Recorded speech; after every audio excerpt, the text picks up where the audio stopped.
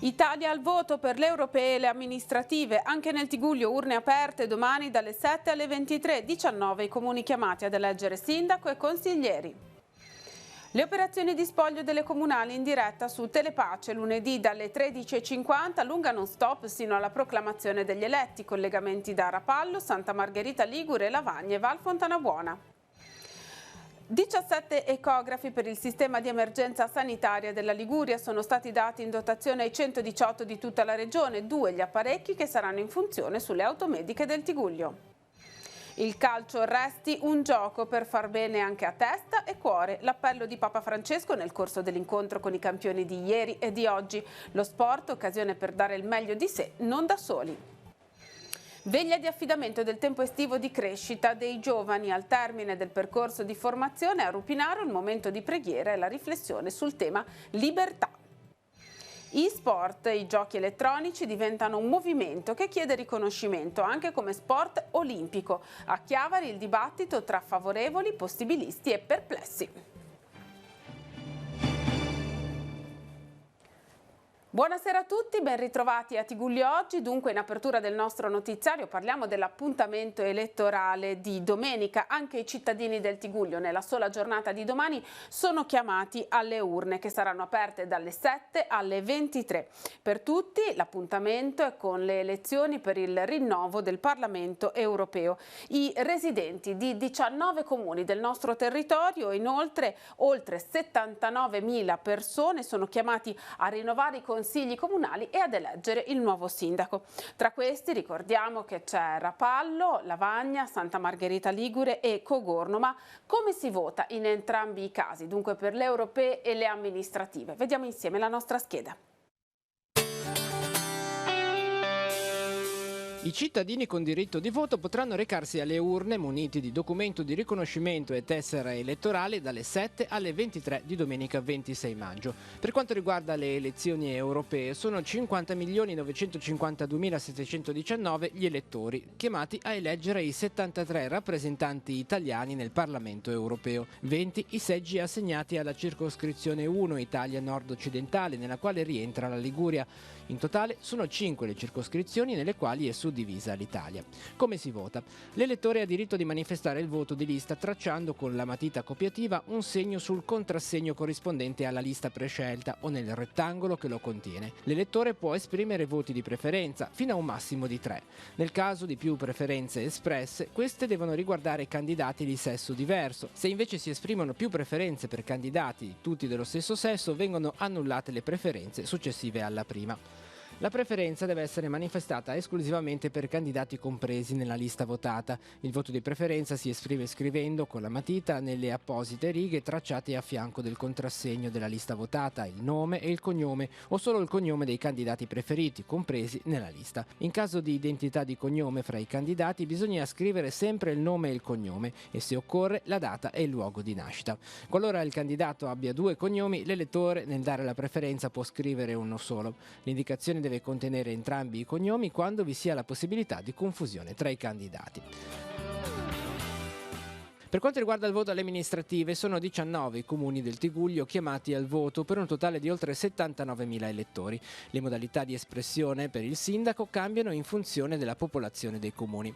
Rapallo è l'unico comune con più di 15.000 abitanti chiamato in causa in questa tornata elettorale ed è l'unico dove è possibile esercitare il voto disgiunto. Per eleggere il sindaco, dunque, si può tracciare un segno solo sul candidato, in questo caso il voto viene attribuito solo al candidato sindaco, esprimere il voto disgiunto tracciando un segno sul candidato e un altro segno su una lista non collegata. In questo caso il voto viene attribuito sia al candidato sindaco che alla lista non collegata. Tracciare un segno solo su una delle liste collegate al sindaco o anche sia sul candidato sindaco che su una delle liste collegate al medesimo. In entrambi i casi il voto viene attribuito sia al candidato sindaco che alla lista dei candidati consiglieri. Le preferenze per i consiglieri, un massimo di 2, si esprimono scrivendo negli appositi spazi il cognome oppure il nome e il cognome in caso di omonimia dei candidati consiglieri comunali della lista votata. In caso di espressione di due preferenze, queste devono riguardare una candidata di genere femminile e un candidato di genere maschile o viceversa, pena l'annullamento della seconda preferenza. È eletto sindaco al primo turno il candidato che ottiene la maggioranza assoluta dei voti validi, almeno il 50% più uno. Qualora nessun candidato raggiunga questa soglia, si tornerà a votare domenica 9 giugno per il ballottaggio tra i due candidati più votati. Nei comuni fino a 15.000 abitanti, e del caso delle altre amministrazioni comunali chiamate al voto nel Tigullio, non si può effettuare il voto disgiunto. Pertanto si può tracciare un segno solo sul candidato sindaco, solo sulla lista collegata allo stesso o anche sia sul candidato sindaco che sulla lista collegata. In ogni caso, il voto viene attribuito sia alla lista dei candidati consiglieri che al candidato sindaco collegato. È eletto sindaco il candidato che ottiene il maggior numero di voti. Cambiano a seconda della popolazione le modalità di espressione delle preferenze. Nei comuni con popolazione inferiore ai 5.000 abitanti si può esprimere una sola preferenza. Nei comuni con popolazione superiore ai 5.000 abitanti, nel Tigullio, oltre al caso di Rapallo, ci sono Cogorno, Santa Margherita Ligure e Lavagna, è possibile esprimere due preferenze per i candidati a consigliere comunale, avendo cura di scegliere due candidati di genere diverso tra loro, pena l'annullamento della seconda preferenza.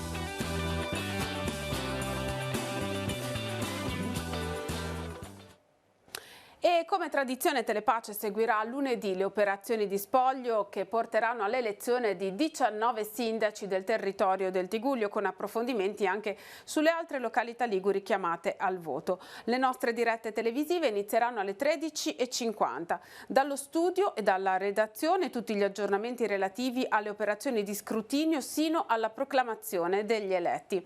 In collegamento esterno seguiremo l'esito del voto nei comuni di Lavagna, Santa Margherita Ligure e Rapallo e aggiorneremo sull'esito della consultazione elettorale in Val Fontanabuona.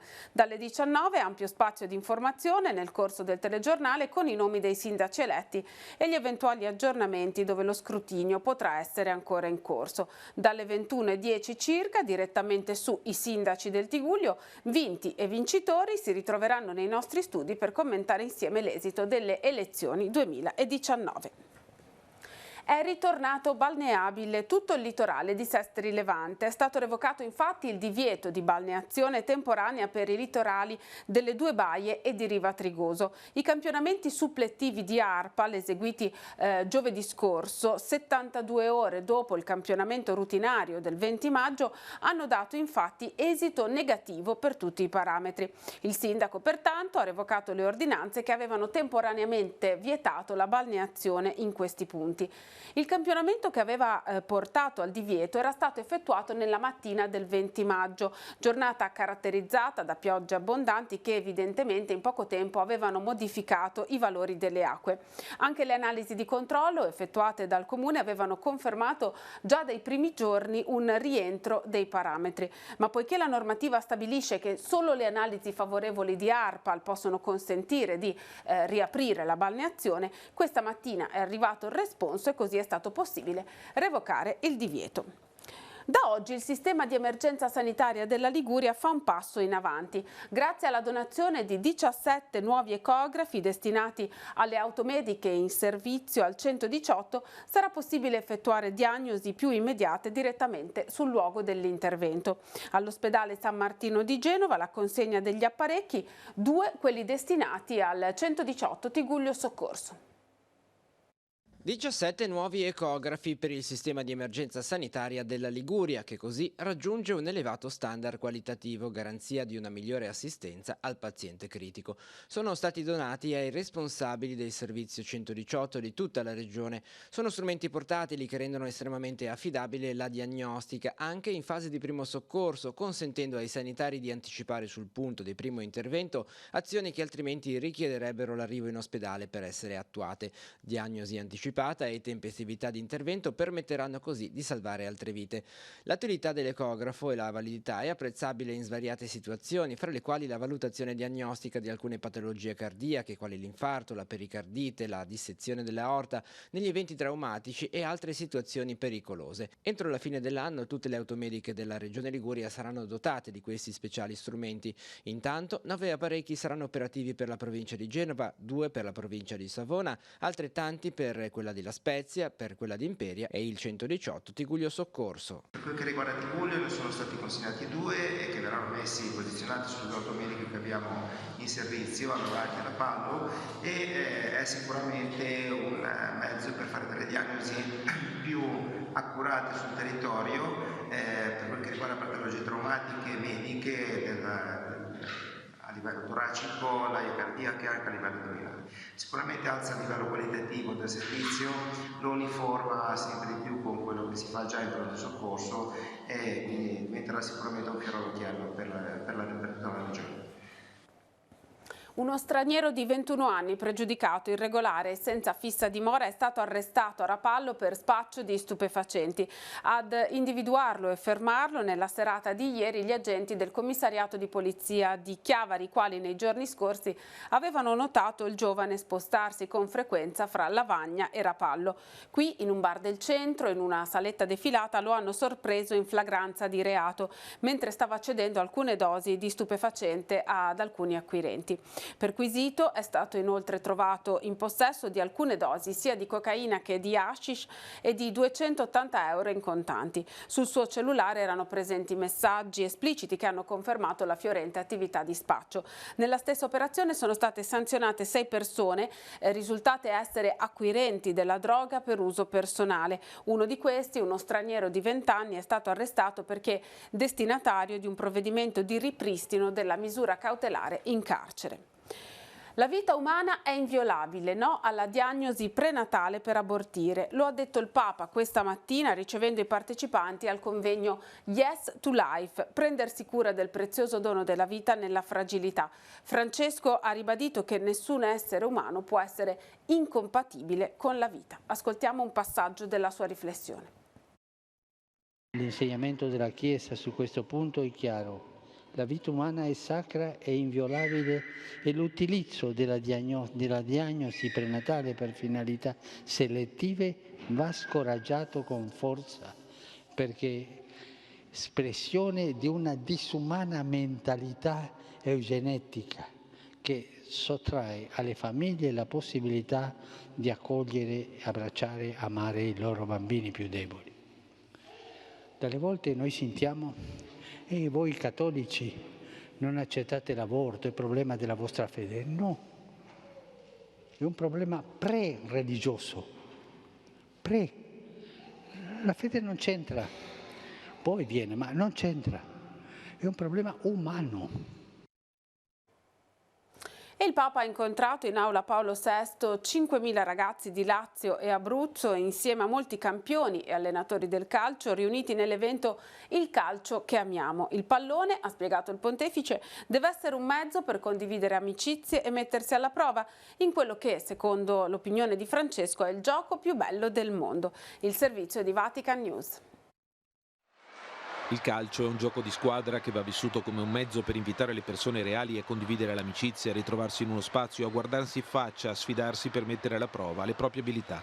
Così può davvero far bene anche alla testa e al cuore in una società che esaspera la centralità del proprio io quasi come un principio assoluto. Papa Francesco parla così del gioco più bello del mondo, anche per me, ma è un'opinione personale, a 5.000 ragazzi protagonisti dell'evento Il calcio che amiamo, organizzato fin dalla mattina in aula Paolo VI dalla Gazzetta dello Sport in collaborazione con il Ministero dell'Istruzione, dell'Università e della Ricerca, la Federazione Italiana Gioco Calcio e la Lega di Serie A. Tanti definiscono il calcio come il gioco più bello del mondo.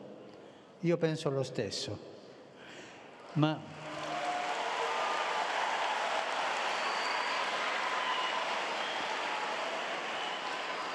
è un'opinione personale. Ma spesso si sente anche dire il calcio non è più un gioco. Abbiamo sentito dire questo.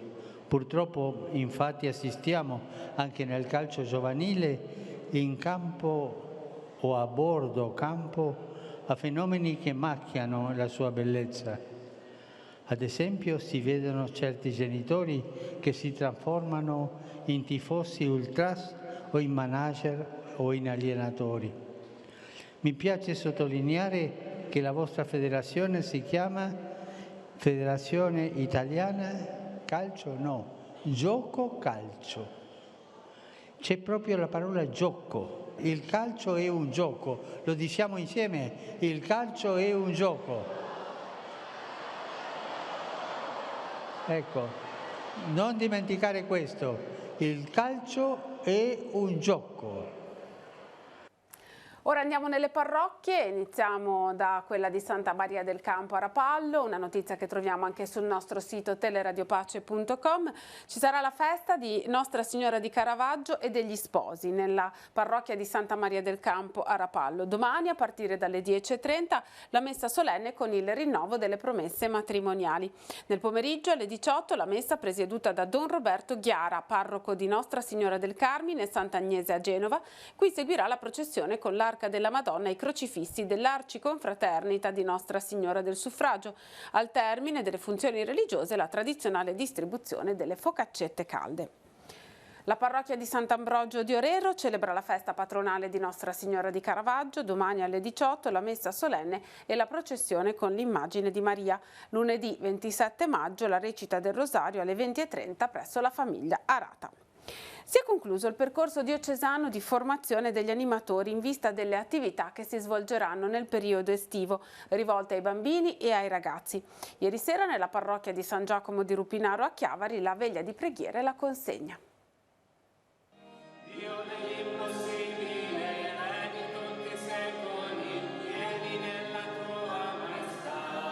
Alla vigilia della partenza del tempo estivo, con i campi da preparare e poi da fare, perché riscoprire l'importanza di un tempo per sostare? Ma il desiderio che ormai da qualche anno anima un po' l'inizio dell'estate è quella di affidare nelle mani di chi è più grande di noi questo tempo di servizio. In modo particolare quest'anno abbiamo desiderato scegliere di vivere questo momento aiutati dalla parola libertà, e sentiamo che è una parola urgente ma anche bella, presente soprattutto nel cuore dei giovani. Tutti noi siamo abitati da questo desiderio grande che è quello dell'essere liberi, e stasera abbiamo provato insieme, aiutati dalla parola di Dio, a scoprire qual è la sorgente della vera libertà. È Gesù stesso che ci insegna, Lui che si è fatto libero, ecco, con la sua parola, con i suoi gesti, e ha vissuto anche questa esperienza proprio nel dono totale della sua vita. La veglia di questa sera si inserisce al termine di un percorso formativo dedicato ai giovani animatori. Quale ruolo ha oggi la formazione degli animatori in vista di un servizio educativo? Anche il tempo dell'estate è già di per sé stesso un tempo di formazione. Certamente non ci si improvvisa quando si vive un tempo così, soprattutto accompagnando i giovani, ma c'è bisogno prima di tutto noi di ritrovare e riscoprire dentro di noi, dentro il cuore, le ragioni più profonde, ecco, che ci spingono a servire.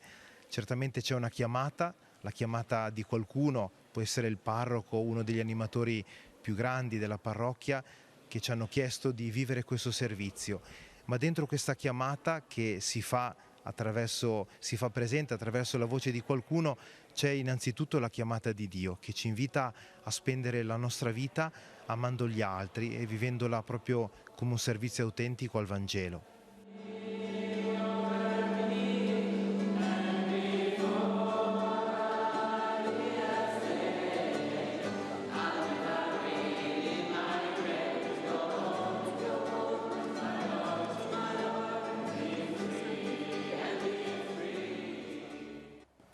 C'è un divieto di balneazione nella zona della stazione ferroviaria di Lavagna, dalla fine della scogliera artificiale del porto fino al Pennello 2, in corrispondenza cioè dei Bagni Egidio. L'ordinanza di oggi è stata pubblicata sul sito internet del Comune di Lavagna, ma il campionamento risale al 20 maggio. Sono già stati eseguiti i prelievi supplettivi, a breve si dovrebbero dunque avere novità riguardo a questo provvedimento. Sono aperte le iscrizioni al corso di aggiornamento per il primo soccorso che si svolgerà nella sede di Ascom Confcommercio in via Eraldo Fico 36 a Sestri Levante. L'aggiornamento è obbligatorio ogni 3 anni con 4 ore di attività pratica. La lezione sarà lunedì 10 giugno dalle 14:30 alle 18:30. Chiunque fosse interessato a partecipare può iscriversi entro martedì 4 giugno e per informazioni occorre chiamare lo 0185 42 43 5. Ora vediamo insieme la nostra scheda degli appuntamenti.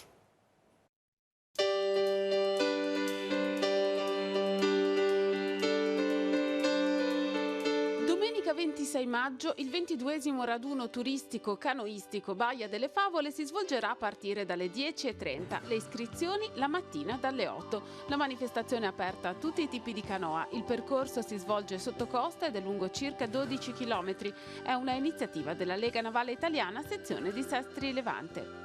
38esima edizione per la marcia non competitiva Into Verde de San Cumban, su percorso lungo di 15 km e percorso breve di 8,5. Raduno a partire dalle 8 in località Maggi e rientro sempre a Maggi. Il mercatino dei sapori e delle tradizioni torna a Chiavari in via Rivarola con le sue bancarelle che propongono i prodotti enogastronomici di qualità di aziende italiane provenienti da ogni regione. Il mercatino sarà allestito dalle 10 alle 20. Noi e il mare è l'iniziativa volta ad incrementare la consapevolezza delle norme per la sicurezza della navigazione e la conoscenza della cultura marinara. L'organizza la Capitaneria di Porto insieme al Comune di Sestri Levante. L'appuntamento è alle 10 sul lungomare di Via Brin a Riva.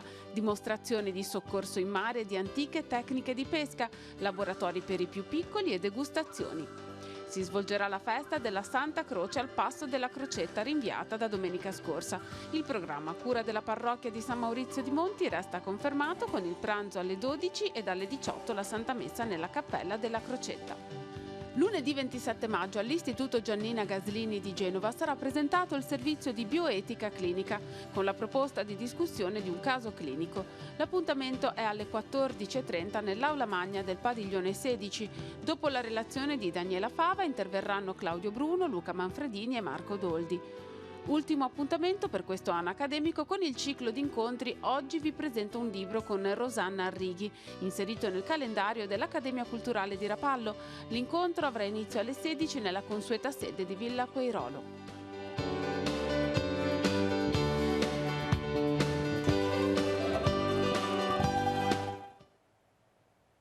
Apriamo ora un'ampia pagina sportiva, iniziamo con il calcio. La formazione giovanile della Virtus Entella oggi ha vinto la semifinale di andata del campionato nazionale Berretti sul campo di Novara. I ragazzi di mister Castorina hanno vinto 3-2. Le reti di Vianni, Brunozzi e Meazzi. Prossimo appuntamento sabato 1 giugno alle 15 al Comunale di Chiavari per il match di ritorno. Ora siamo alla pallanuoto, iniziamo dalla A1 maschile. La Prorecco stacca il pass per la finale scudetto. A Trieste i biancocelesti hanno vinto 11-3 contro lo Sport Management. Domani alle 16 si giocheranno dunque il tricolore contro il Brescia. Diamo uno sguardo adesso alla 2 maschile. La Vagna 90 non è riuscita ad accedere ai playoff nonostante una stagione senz'altro positiva, ma sentiamo su questo Luca Castagnola. Amici di Telepace, la Vagna quest'anno non è riuscita ad andare ai playoff, pur avendo giocato un ottimo campionato e avendo lottato fino all'ultima giornata per questo traguardo. Purtroppo nell'ultima partita contro la Sportiva Sturla ha perso per 5-4 e quindi addio sogni playoff. Aveva ancora qualche possibilità soltanto con la vittoria, che però comunque sarebbe stata vanificata dalle vittorie delle altre due contendenti, cioè Vellanuoto Ancona e President Bologna, che hanno vinto in casa, e quindi anche un'eventuale vittoria della Vagna non avrebbe cambiato nulla. Rimane comunque un bellissimo campionato da parte di questa squadra molto giovane, ha lottato per i playoff fino all'ultima giornata e senz'altro l'anno prossimo ci riproverà con un anno di maturazione in più e senz'altro avrà ancora maggiori possibilità l'anno prossimo di raggiungere questo importante traguardo, se non anche qualcosa di più. Ancora pallanuoto femminile, archiviato da sole 2 settimane il campionato di A1, il Rapallo Pallanuoto è già proiettato alla prossima stagione. Il primo colpo di mercato si chiama Barbara Buica, è nata a Budapest, classe 1986, centroboa, mancina, ha una lunga militanza nella nazionale ungherese, con cui tra l'altro ha partecipato alle Olimpiadi di Londra 2012 e ha vinto l'oro agli europei del 2016. La fuoriclasse vanta anche trascorsi in Italia tra le fila di Orizzonte Catania, Varese Olona e Despar Messina. Ora parliamo della crescita e della diffusione dei cosiddetti e-sports, ovvero i giochi elettronici, che ha dato vita ad un vero e proprio movimento che sta prendendo campo e che reclama attenzione da parte delle istituzioni sportive. Su questo tema si è concentrato un convegno che è stato ospitato ieri a Chiavari ed è stato promosso dal Panathlon Club e dalla società economica. Sentiamo alcuni degli spunti che sono emersi. Nel 1993 già veniva organizzato il primo campionato italiano di videogioco. Nell'arco di oltre 25 anni questo movimento è cresciuto esponenzialmente e si è sempre più strutturato sia come numero di aderenti sia come pratica sportiva vera e propria con regole, incontri, classifiche. Quando noi parliamo di e-sport, noi stiamo parlando di una struttura che prende i ragazzi come qualsiasi società sportiva, fa fare loro del grande movimento, perché mens sana in corpore sano, e dove ti serve il cervello, la reattività, il tuo corpo deve essere a posto. Vogliamo insegnare le regole di rispetto e il rispetto delle regole, e l'altra cosa fondamentale, il rispetto delle altre persone. Le partite si disputano su campi di gara, luoghi di incontro dove possono affrontarsi sino ad 11 contro 11, un modello, quello dei giochi elettronici, che sta prendendo campo tanto da motivare i sostenitori a formulare richieste di riconoscimento come disciplina sportiva vera e propria. Credo che il grande nodo per questi e-sport, giochi elettronici che chiedono una visibilità, che chiedono addirittura, hanno l'ambizione di qualificarsi anche loro per i giochi olimpici, sia un discorso aperto, anche se il CIO per ora ha chiuso la porta, però non ha chiuso il dialogo, perché la massa di spettatori e di frequentatori è tale che merita comunque un'attenzione. Resta da sciogliere il nodo legato alla salute di chi pratica questi e-sport, dove solo alcune parti del corpo sono interessate e manca quasi completamente il movimento fisico. Non si mette in gioco il corpo, ad esempio, quindi già rispetto allo sport tradizionale, dove noi abbiamo l'insieme del corpo, della mente, del cuore che entrano in gioco, in questa situazione comunque il corpo viene non viene messo in gioco quasi per niente, se non con la questione occhi e la questione pollici, quindi questo è una cosa da dire. Ho visto con piacere che stanno organizzandosi e ho raccomandato a chi si occupa di questi sport nuovi di consentire, anzi di stimolare l'attività fisica nei ragazzi che fanno questo tipo di attività, perché comunque l'uomo è fatto per il movimento. E il convegno è stato ripreso integralmente da Telepace e sarà trasmesso martedì sera alle 20:50 al canale 85 di Telepace 2. C'è un aggiornamento ancora in tema sportivo, torniamo a parlare di pallanuoto, Serie B maschile, il Chiavari Nuoto ha vinto 11-6 contro l'Imperia, però ricordiamo che i chiavaresi dovranno comunque disputare i play-out per conquistare la salvezza. Terminiamo così questa edizione di Tigullio Oggi, vi ricordo che la nostra informazione ritornerà lunedì mattina alle 7:30 con il buongiorno di Telepace, la rassegna stampa condotta da Marco Revello. Trovate le notizie aggiornate sul nostro sito teleradiopace.com e al canale 187 Telepace News. Grazie per averci seguito e buon proseguimento di serata.